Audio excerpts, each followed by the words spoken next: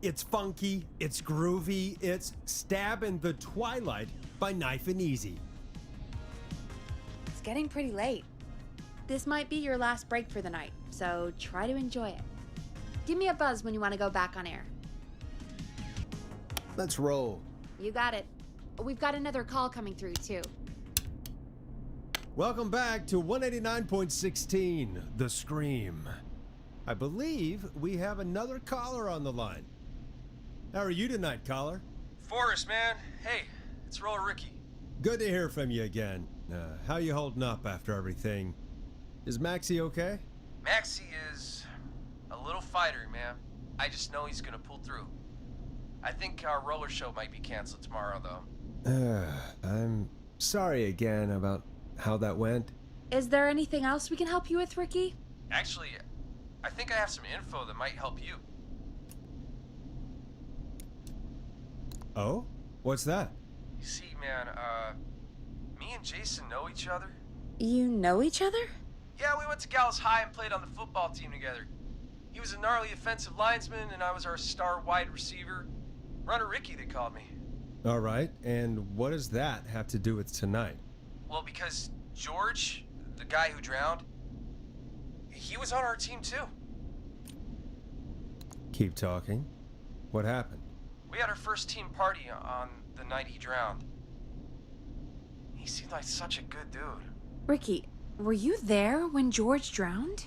No, man. Once the party turned, I beat feet out of there. Man, I remember George and his girl there. There was a whole lot of love, man. I could see it, you know?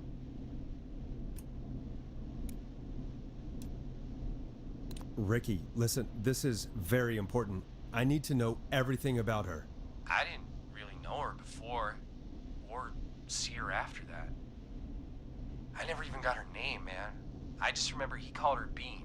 Then what did she look like? Please, tell us anything you remember. I just remember a pretty girl, man. I'm sorry. Ricky, you said the party didn't last long. What happened?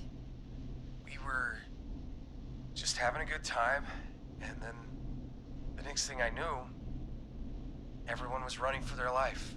I looked up and saw a goddamn whistling man in the trees. And I never ran so fast in my life. I ran straight home. Didn't know about George until next morning at school. I'm guessing it was whistling night, wasn't it? That the whistling man was just another kid. Yeah. I don't know how George died, but I always felt like if anyone deserved to die that night, it should have been me. And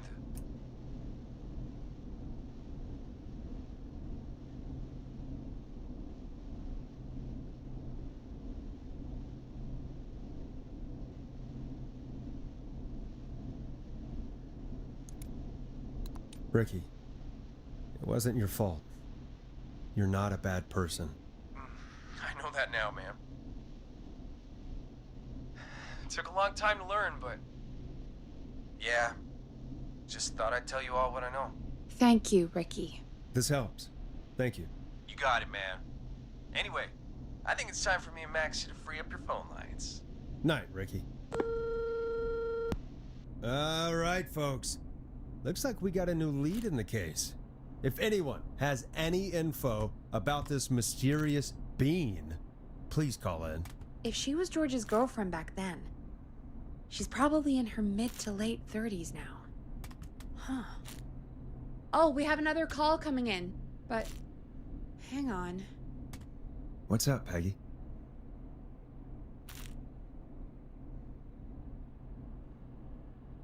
Peggy? You're gonna want to take this call off the air. Who is it? Just do it. All right, folks, it's time for another track. Here's one to help you sit back and relax. We'll be right back after this.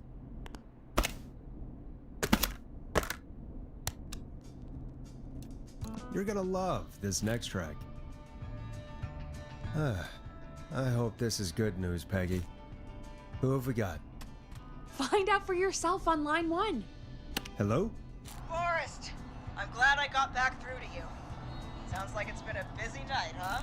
Surprise! It's Leslie, our 911 operator, leading the charge from Henderson to come save us. It's so good to hear from you. Are you okay? We're doing okay. Sarah and I are both happy to be headed back home. We're happy to have you too. Wait, Sarah? Oh, yeah, I mean Deputy Martinez. Anyway, we got back into radio range a little while ago. We've been listening in, but haven't been able to get through until now.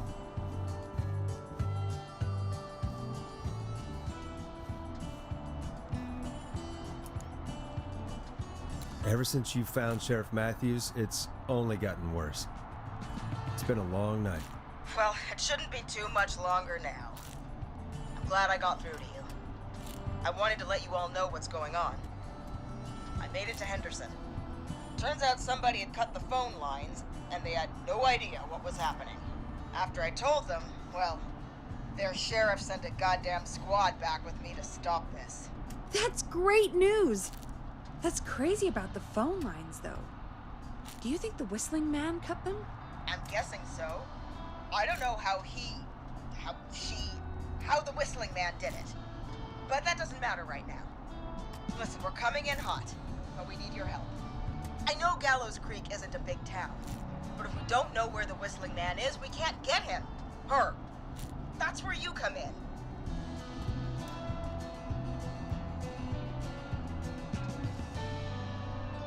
You can count on us. What do you need? It might be a long shot, but here goes. The Whistling Man already called up a few times. I bet she calls again. We're still a little ways out of town, so if she calls, stall her. Buy as much time as you can for us to get in. And while you're talking to her, try to figure out where she is. We'll be listening in, so once her location is known, we'll head straight there and end this nightmare.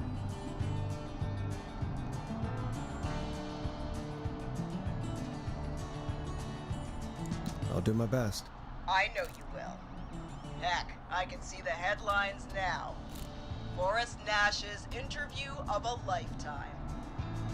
Anyway, I'll radio the other cars and tell them the plan is a go. Hopefully the next time I see you, it'll be with our killer behind bars. Take care now. We'll see you soon, Leslie. Oh, thank God. It sounds like this is almost over. We're nearly through this. Best we don't waste any time then. Let's get back on air. You got it. Okay, Forrest, shut the music off. Bringing you back live now. Welcome back to The Scream with me, Forrest Nash. The line is lit up, but before I get to our next caller, I just want to say things are looking up. It's almost over. But for now, let's bring in our next caller.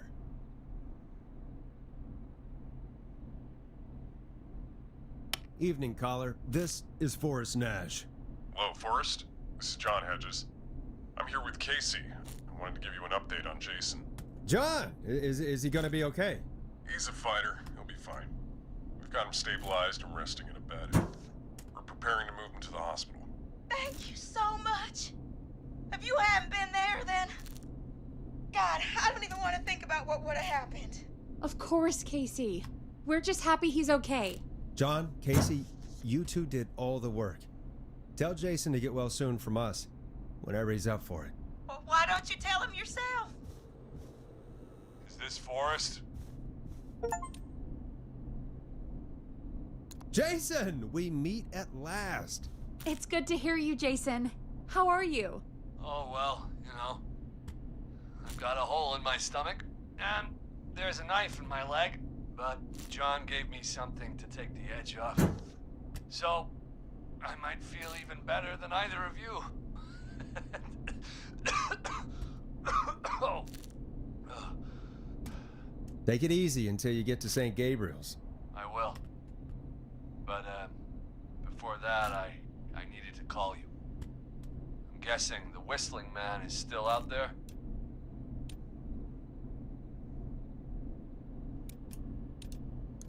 I'm glad you asked, actually. I wanted to talk to you about that. Go for it. We spoke to Roller Ricky not long after you were attacked. You spoke to Ricky? Was he... Is he alright? He is now. I mean, he was attacked earlier, but this call came after. Hey, guys, I'm really sorry, but there's a call on the other line. I just need to make sure we don't have another situation brewing. You fill Jason in on what happened. I'll be right back. Sure, Peggy. Sorry, Jason, where was I? Yep. Ricky's fine. You don't need to worry about him. That's a relief. He told us about George. Sounds like everything's finally coming out now. It's been tough to hold it all in. Sounds like you've been holding back about something awful, Jason.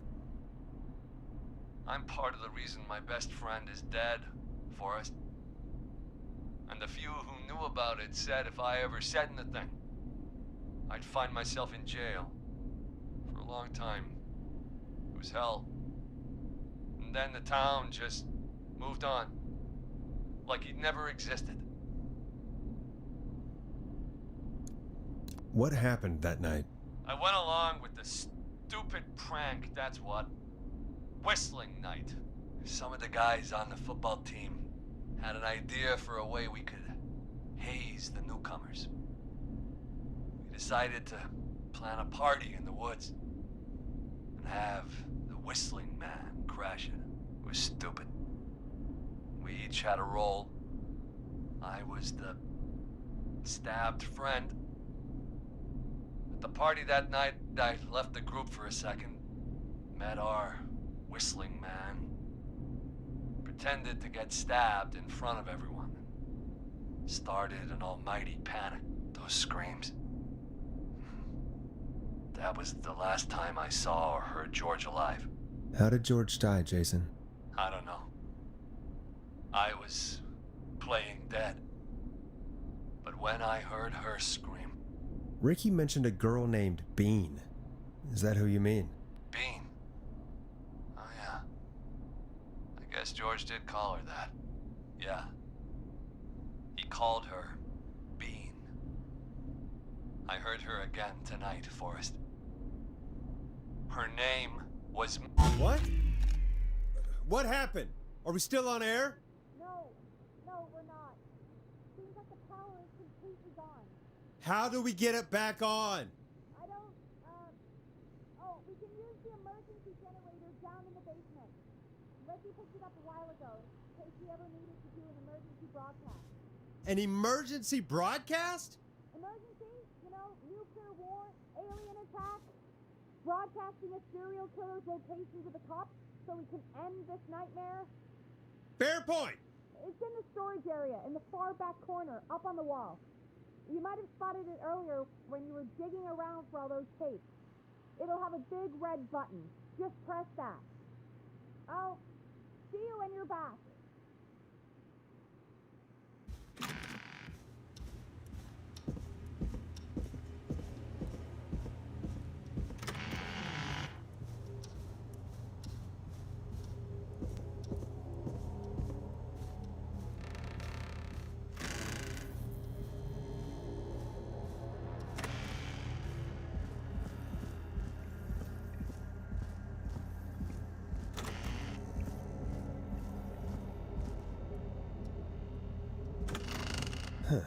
Far back corner.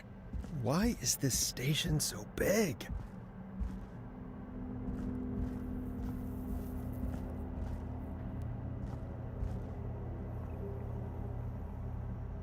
That must be it. Boom! We've got power.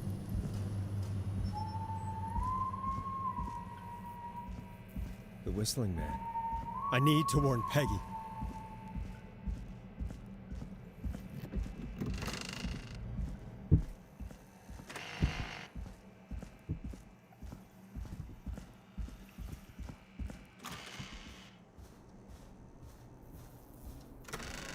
What the hell?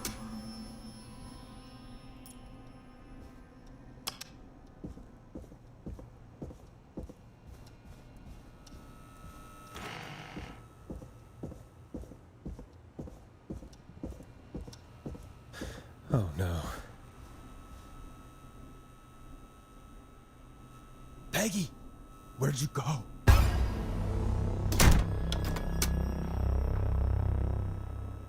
No way.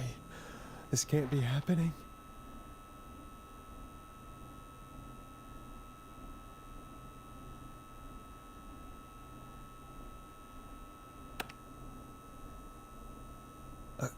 A call.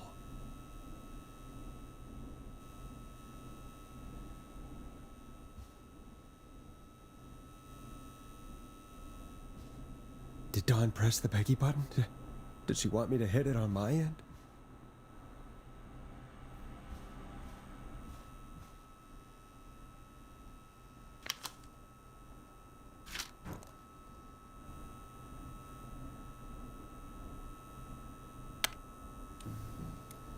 Where's Peggy, Dawn? Have some patience, Forrest. It's almost the end of the night, almost the end of the show. But it's not over just yet. Got a little time still. So let's make the most of it. What do you mean? Make the most of it how? Well, I thought we'd end tonight's Whistling Man special with a special guest. The one who started it all. Oh, let me take that out of your mouth and... You crazy bitch! Let me go! Welcome to the air, Mr. Teddy Gallows Jr. Wait, It's all gonna come out tonight, Teddy. Your daddy and his money saved you 20 years ago. But even crawled out of his coffin with all the money in the world. wait. Where the hell is Teddy? How are you talking to him if you're here with me? Because I'm not there with you, Forrest. I'm here with Teddy. And if he says where that is, well, he knows he'll get it.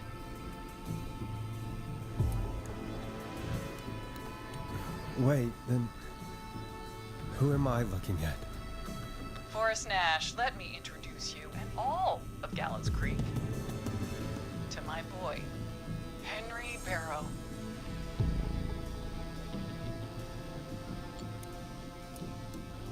Your son? You mean you... Wait, that he... Yes, Forrest. He and I had a son. So there were two whistling men. Of course. That explains how you were always able to get around town so quickly. And that's how you escaped the secret archives in the newspaper office. Don't think I've forgotten about that, Forrest. Locking my sweet boy away like an animal. And Murphy, he was right, wasn't he? He did fight a man. He did. I taught my boy to never run away from a fight. Hang on. Did you say Barrow? Then are you? Let me just get this mask off. Damn uncomfortable thing. No wonder Mooney went crazy wearing this. There we go. Marie? Marie Campbell? George's old girl. Oh. Well, it sure has been years since I last saw it. Oh, God damn it.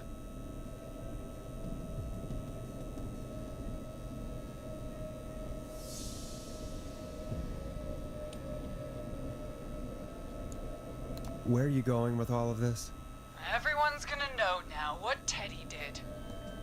He killed George that night. This night. 20 years ago. Listen to me. You... You're gonna talk when I talk to you. And not a moment before. Meanwhile, Forrest, I'm gonna give you the chance to talk. You're gonna help me reveal what really happened to George all those years ago. Okay, Marie. I'll do it. Good. Then let's talk about the night George was murdered. Murdered? Listen, I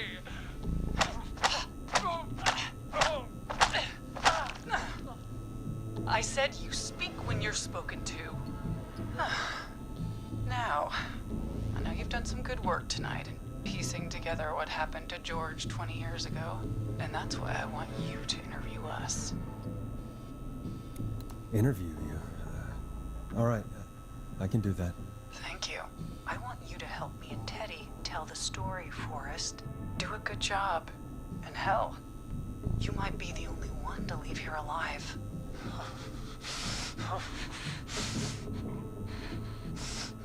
I need to drag this out. If I can buy Leslie time to get back to Gallows Creek, and if I can find out where Marie is, then this can end. Teddy, we'll start with you. Just, talk me through what happened that night. How did it start? How would I know? It was 20 years ago. Teddy, be honest with me or we're both going to die. Honest? Forrest, I'm trapped here with a psycho. Ow. What the hell? God damn it. Okay. Our first team party was coming up. And when I saw the date it was scheduled for, I had an idea for a way we could prank the new guys.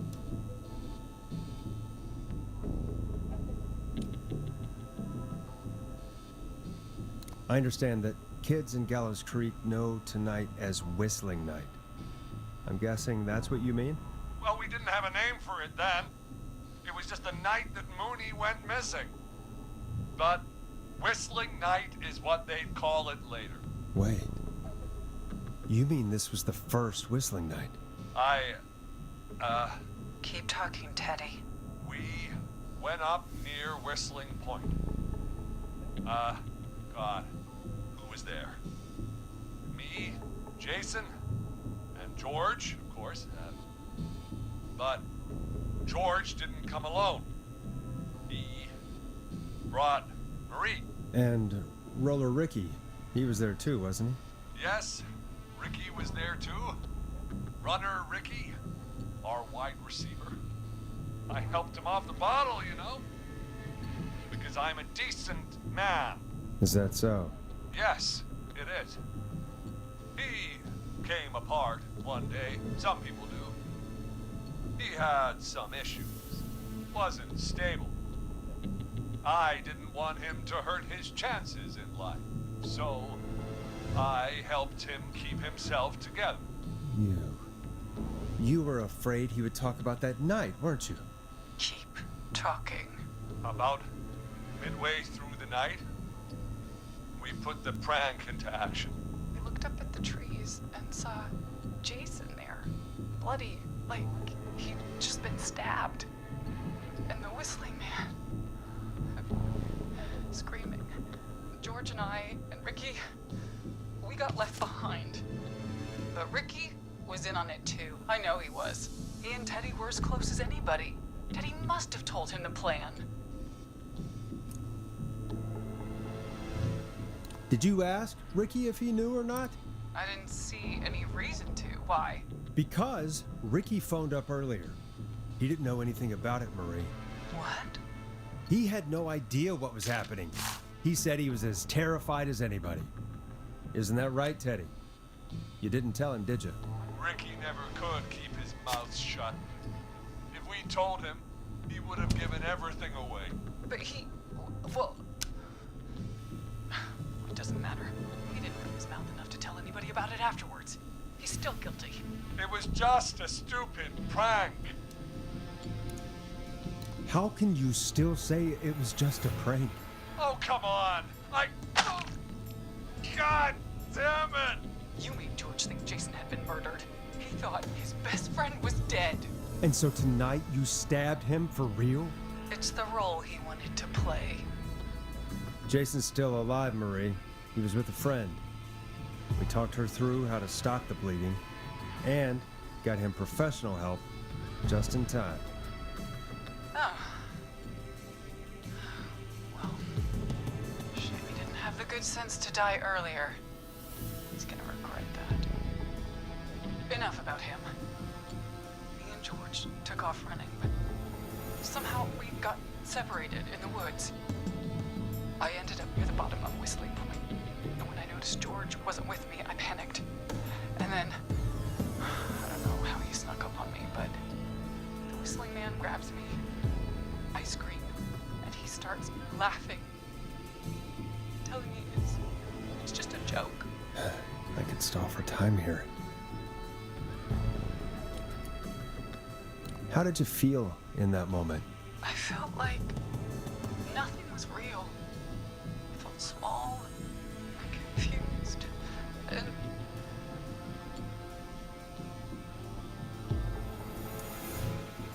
Who was under the mask, Marie? Who was the whistling man? it was Chuck. Chuck Brody. Laughing away. But then he stops. And he's looking up. At the top of Whistling Point. What was he looking at? Teddy, what happened next? Nothing. I mean, it was just Teddy? George fell off Whistling Point.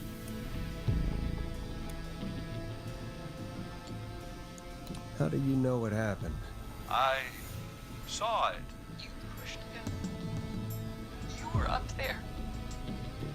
You were dressed as the Whistling Man too, and I didn't push him, god damn it! I just chased him up there and he kept backing up. When I saw he was about to go over, I reached out. That's what you saw. you liar.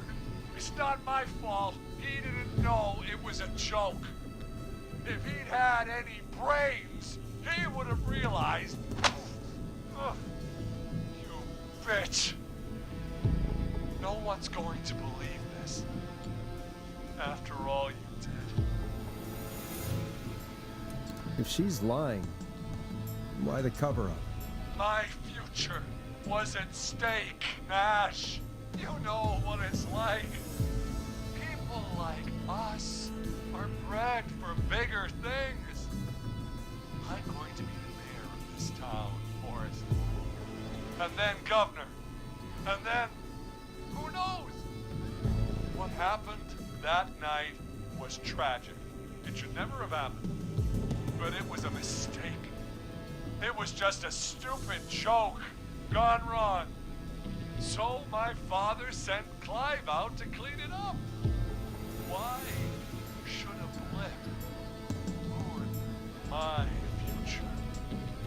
George was a blip? He wasn't a blip, Marie. His father covered it up from there. I searched for George's body all night, but Sandra found him the next morning while out jazz running. she found him in the river, but she lied about that to protect Teddy. She said something about her rent going up, unless she... Teddy, did your father own Sandra Sharp's dance studio? It's Gallows Creek, not Sharp Creek. I'd answer the question if I were you, Teddy. Yes, okay. We own most of the town. That's it then. Your father was going to run her out of business, unless she lied and said she found him in the reservoir instead of the river. What my father did in his business dealings is nothing to do with me. The false reports. That's why you killed Sheriff Matthews too, isn't it, Maria? Not just to get him out of the way, but... Everyone was in on it, Forrest. Even the coroner wrote a fake report. Said George was drinking. That he just got himself into trouble. And Fake report? I only heard the tapes. you'd be disgusted by it. For all it's worth, Virginia didn't have much of a choice. She had a sick sister whose treatments she couldn't afford. She played along with the gallows to save her sister's life. And her own. Even still, she should have told the truth. I did my part. I tried everything I could think of. I even went to the newspaper, but no. That coward killed the story. We'll take care of Maurice Russell later. You've been through hell, Marie. I'm sorry. You've got no idea. Never should have started. He shouldn't have pushed my George off the cliff. He should have been punished. It's coming to a stop.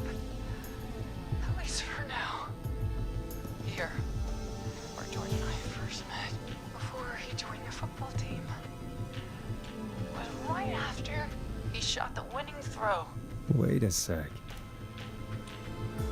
You're at Gallows Creek High, in the gymnasium. That's right, Forrest. Not that it matters, but yes, we're here. Anyway, I think that about wraps up the interview with Teddy. So... Marie? Where? Oh my god. Peggy! Teddy? You gotta help me. Quiet. You'll talk more later. Now I have to talk to someone who mattered more than you ever did. Peggy. It's been so long since I've seen your face. I worried you wouldn't come. Marie! Oh my god. I thought you... And here I was, thinking you'd forgot me. I'd never forget my own sister. Sister? Peggy, what's happening? Why are you even there? Wanna explain, Peggy? Earlier, while you were speaking to Jason, I got a call. Do you remember? Well, it was from Dawn. She said that my sister Marie was there that night George died, and that I should come to the gym for a reunion. And when you walked in, you found out. That my sister is the Whistling Man. Good to see you too, Peggy. Why didn't you tell me any of this? She said that it was my last chance to see my sister. I knew if I told you, you'd try to stop me or come with me when we need you on the radio. And I just...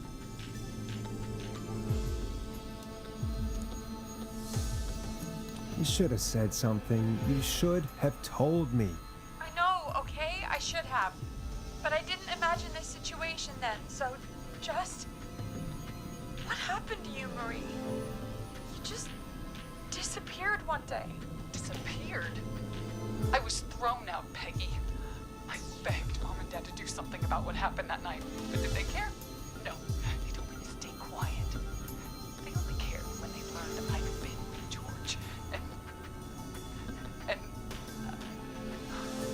Marie, I'm so sorry. I never knew. It's not your fault. Really, it's Mom and Dad I should be seeing right now. But since they're dead and gone, well... I'll have to settle for the next best thing.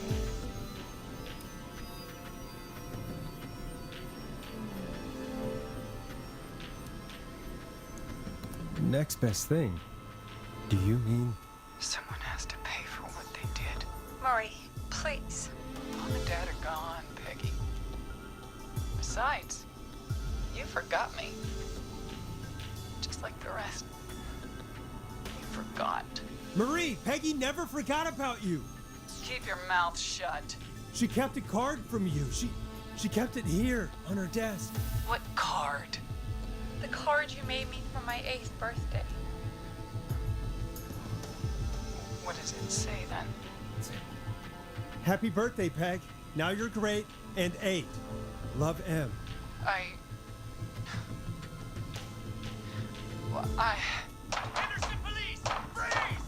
No! Henry! Get out of there! Peggy! We have 2 wounded, and we're in pursuit of the suspect. Henderson police! Freeze! Forrest! Leslie, how's Peggy? She's been cut pretty bad, but we're here now. I'll be okay. God, Marie! Hey, Zara! I need you to look after Peggy. She needs help. Now. We got here just in the nick of time. Where's Marie? She bolted right as we got here. The police are right on her heels. It won't be long now. It's over, Forrest. Well, folks, it was a long night, but we made it through together. I'm gonna head off to go check on Peggy. This has been Forrest Nash.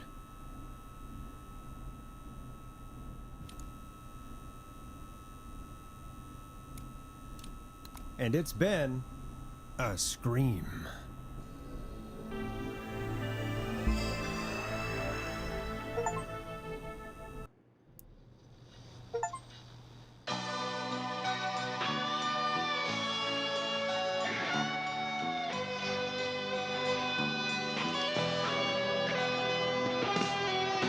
In the